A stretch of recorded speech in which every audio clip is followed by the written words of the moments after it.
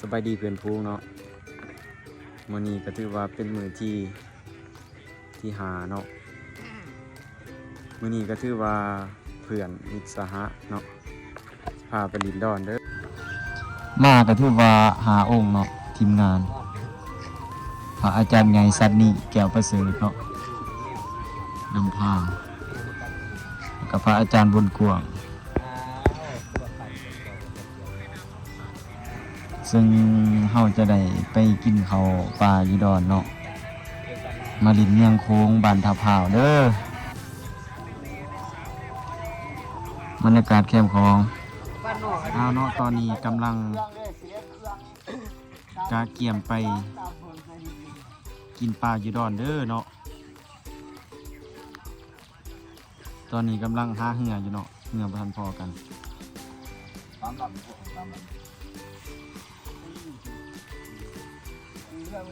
มีแต่ผู้ตึงๆเนาะพาไป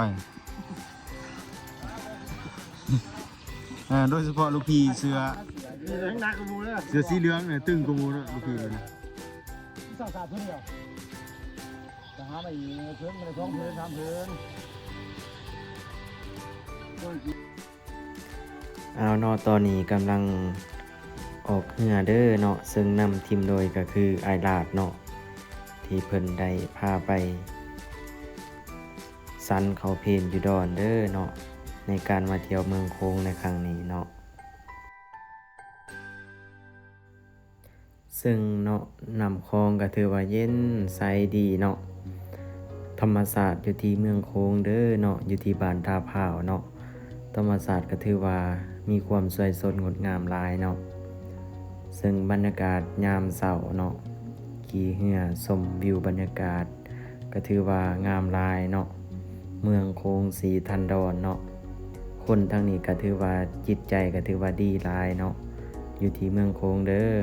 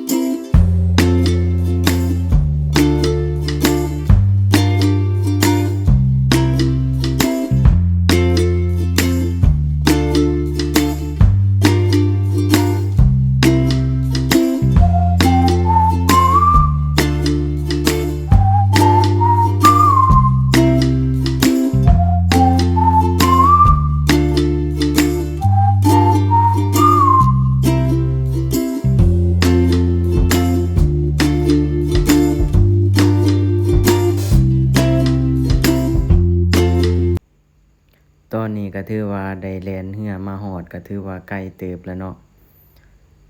ตอนนี้กำลังหาเนาะหาดอนที่ว่าจะได้ขึ้นไปพักเช้าเด้อเนาะซึ่งบรรยากาศก็ถือว่ามีความงามหลายดอนที่ว่าเฮาจะได้ไปพักเช้าเนาะ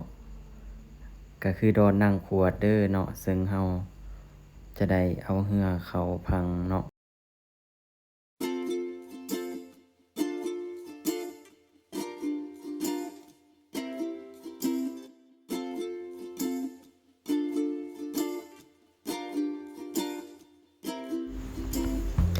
หลังจากที่ว่าได้แล่นเรือมาฮอดดอนนางขวดเนาะ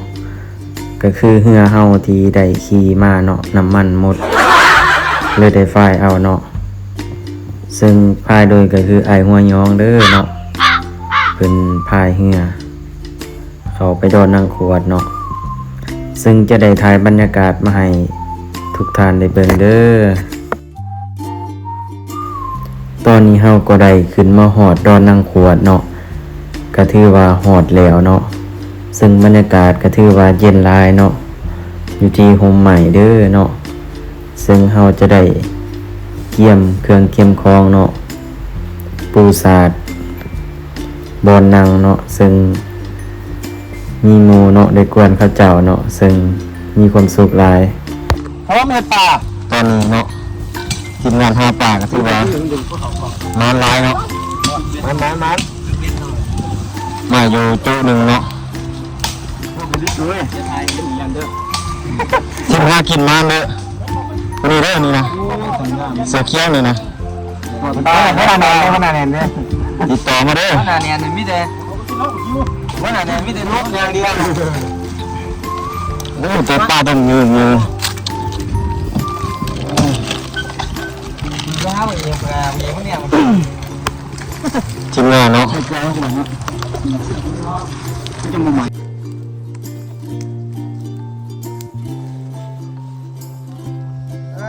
คือว่ามัน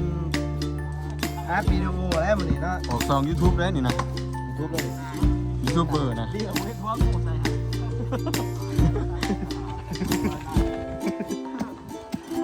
อันนี้ได้เซฟยังเซฟกระทะเล็กกว่านี้นะ